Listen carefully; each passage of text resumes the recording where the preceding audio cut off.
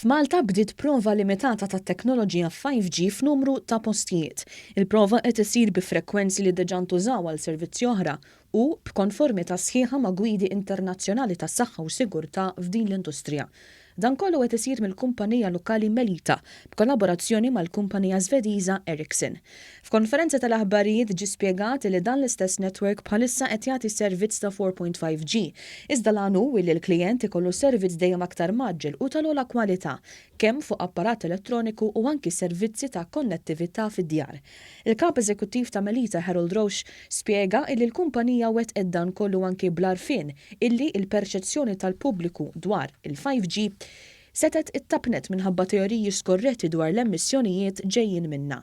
Fil-fatt il-kumpanija nnotat li mill-istudju li diġà wettqet instab li l-emissjonijiet minn din il-frekwenza jaqblu ma' dawk fir-Renju Unit li kollu kemm hu jinsab fuq il-5G diġà. So before we took any kind of decision, we want to measure the levels of electromagnetic fields around 5G. And that's what we did in this test. The World Health Organization has established the limits with their experts. And these limits, let's say they are 100. And in our tests, we have shown that the level of emissions, including 5G in Malta, is less than 1. So less than 100 of the limits set or considered safe by the World Health Organization. U għalhekk li fost oħrajn m'hemmx data fissa ta' meta l-pajjiż jaqleb kompletament fuq il-5G biex ikun żgurat li t-test sar b'mod sieħ u bl-aktar mod sikur.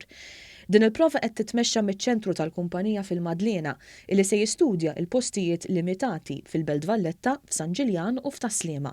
Ir-riżultati ta' dawn kollha huma disponibbli fuq is-sit elettroniku tal-kumpanija u kull deċiżjoni se tittieħed flimkien mal-awtoritajiet involuti. The test is not a virtual setup, it's a real setup. Our network is ready.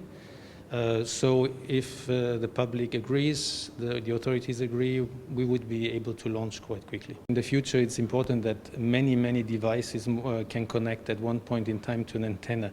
And 5G allows 10 times the number of connected devices at any point of time compared to 4G.